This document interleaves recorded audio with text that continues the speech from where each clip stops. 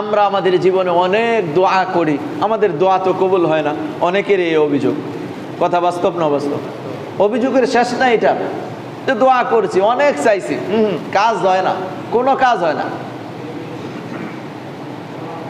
ভালো করে বুঝেন, সকল দোয়াই কবুল হয়। দোয়া কবুলের 3টি পদ্ধতি রয়েছে। নবীজি বলেছেন, আল্লাহ তাআলার নিকট যদি কোনো বান্দা কামনা করে, কোনো কিছু চায়, আর এটার মধ্যে আত্মীয়তার সম্পর্ক ছিন্ন না থাকে এবং গুনাহের বিষয় না থাকে, তাহলে আল্লাহ রব্বুল আলামিন তাকে 3টা জিনিসের যে কোনো একটা দান করে দেন। কয়টা? 3টা। 1 নম্বর হলো, সে যা চেয়েছে হুবহুব সেটাই দিয়ে দেন। যা সে চাইছে এটাই আল্লাহ তাআলা তাকে দিয়ে দেন। এটা হলো 1 নম্বর বিষয়। প্রার্থিত বস্তুর যা চেয়েছে, প্রার্থিত বস্তু যেটা চেয়েছে ওইটাই দিয়ে দেন।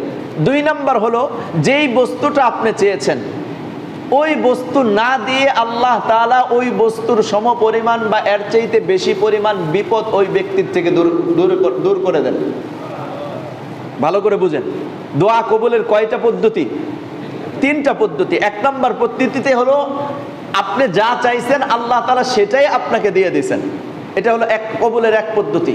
2 নম্বর পদ্ধতি হলো, আপনি যেটা চেয়েছেন সেটা আল্লাহ তাআলা আপনাকে দেন নাই, কিন্তু আল্লাহ তাআলা আপনার এই চাওয়া বস্তু না দিয়ে বরং আপনার উপর যে বিপদ আসতেছিল, এই যতটুকু চেয়েছেন এই সমপরিমাণ কি করেন? আপনার বিপদ দূরীভূত করে দেন, আপনার পেরেশানি দূর করে দেন, বা এর চাইতে বেশি পেরেশানি আল্লাহ তাআলা আপনার থেকে দূর করে দেন। এটা হলো 2 নম্বর পদ্ধতি। 3 নম্বর পদ্ধতি হলো, আল্লাহ তাআলা আপনি যেটা চাইছেন সেটাও দেন নাই, আবার সমপরিমাণ বিপদও দূর করে নাই। এই দোয়া যা চেয়েছেন এইটা আল্লাহ তাআলা আপনাকে আখিরাতে দিবেন, এই জন্য জমা করে রাখেন।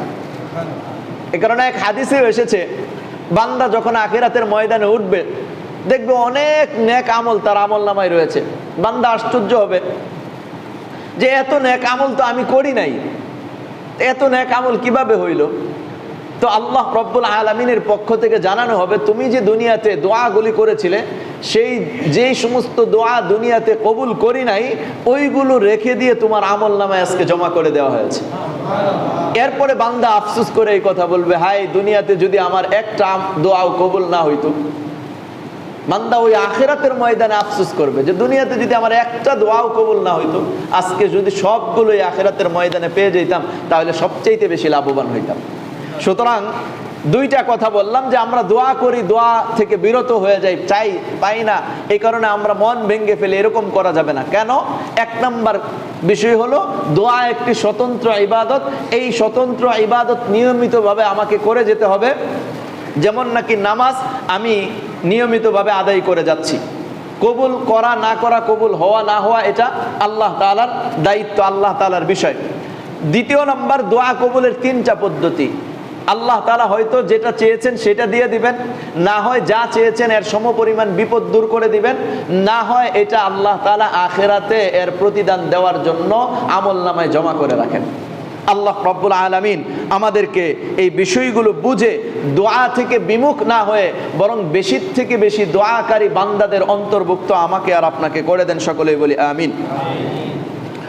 এরপরের যে বিষয় সেটা হলো অন্যের নিকট দোয়া চাওয়া। অন্যের নিকট দোয়া চাওয়া, আমরা যে অনেকেই অন্যের নিকট দোয়া চাই না, যে ভাই আপনি আমার জন্য একটু দোয়া করেন, এই বিষয়টা কেমন? এটা কি নবীজি সাল্লাল্লাহু আলাইহি সাল্লামের পক্ষ থেকে কোনো নির্দেশ আছে? নবীজি সাল্লাল্লাহু আলাইহি সাল্লামের কোনো বিষয় কি এই ব্যাপারে জানিয়েছেন যে হ্যাঁ, অন্যের নিকট দোয়া চাওয়ার ব্যাপারে নবীজি সাল্লাল্লাহু আলাইহি ওয়াসাল্লাম উদ্বুদ্ধ করেছেন? কি করেছেন? উদ্বুদ্ধ করেছেন। দেখুন, হযরতে ওমর রাদিয়াল্লাহু তাআলা আনহুকে একদা নবীজি সাল্লাল্লাহু আলাইহি সাল্লাম বলতেছিলেন, শুনো, ইয়ামান থেকে একজন ব্যক্তি আগমন করবে, একজন ব্যক্তি আসবে, ইয়ামান থেকে একজন ব্যক্তি আসবে যার নাম হলো ওয়াইস আল কারনি। নাম কি? যেটা আমরা আমাদের বাঙালি ভাষায় ওয়াশকুরুনি বলি। হ্যাঁ, ওয়াইস আল কারনি। নাম কি? ওয়াইস আল কারনি। নবীজি উমর রাদিয়াল্লাহু তাআলা আনহুর মতো একজন সাহাবীকে বলতেছেন, যেই সাহাবীর ব্যাপারে নবীজি বলেছেন যে আমার পরে যদি কোনো নবী হইতো তাহলে উমর নবী হয়ে যেত। সেই ওমর রাদিয়াল্লাহু তাআলা আনহুকে নবীজি বলতেছেন, শোনো, ইয়ামান থেকে একজন ব্যক্তি আসবেন, নাম হলো ওয়াইস আল কারনি। সে তার মায়ের খুব খেদমত করে, সে তার মায়ের খুব খেদমত করে।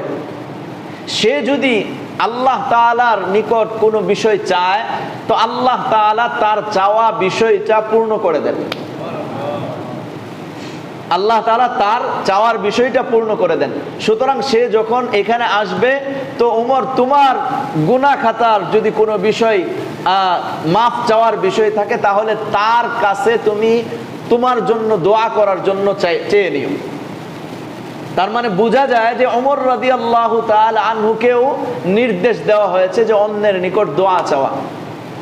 তো আল্লাহ রব্বুল আলামিন আমাদেরকেও অন্যের নিকট দোয়া চাওয়ার তৌফিক দান করেন। এর পরিপ্রেক্ষিতে পরবর্তীতে যখন ওয়াইস আল কারনি রাহমাতুল্লাহি আলাইহি তিনি এসেছিলেন, তখন ওমর রাদিয়াল্লাহু তাআলা আনহু তার নিকট যে তার জন্য মাগফিরাতের জন্য দোয়া চেয়েছেন, মাগফিরাত যেন আল্লাহ তাআলা করে দেন, মাফ করে দেন, এই জন্য দোয়া চেয়েছেন। তো সুতরাং বোঝা গেল অন্যের নিকট দোয়া চাওয়া যায়। শুধুমাত্র এটা নয় যে ওমর রাদিয়াল্লাহু তাআলা আনহুর নিকট চাইতেই শুধু বলেন নাই, বরং নবীজিও ওমর রাদিয়াল্লাহু তাআলা আনহুর নিকট দোয়া চেয়েছেন। সুবহানাল্লাহ। ওমর রাদিয়াল্লাহু তাআলা আনহু একবার উমরায় যাচ্ছিলেন। উমরায় যাওয়া অবস্থায় ওমর রাদিয়াল্লাহু তাআলা আনহুকে নবীজি বলতেছেন, হে ওমর, তুমি যখন উমরা করা অবস্থায় বিশেষ দোয়া করবে তখন আমাকে ভুলে যেও না। সুবহানাল্লাহ। আমরা অনেক সময় বলি না, যারা উমরায় যায়, হজে যায় বা বিভিন্ন নেক আমলে যায়, তখন বলি, ভাই আমার জন্য দোয়া করেন, আমার নামটা দোয়ার সময় স্মরণ করেন। আপনি বিশেষ যে দোয়াটি করবেন, যখন দোয়া করবেন তখন মেহেরবানি করে আমার জন্য একটু দোয়া করিয়েন। এরকম বলি কি বলি না? তো এই বিষয়গুলো হাদিস দ্বারা প্রমাণিত। আল্লাহ রব্বুল আলামিন আমাদেরকে এই বিষয়গুলো অর্জন করার তৌফিক দান করেন।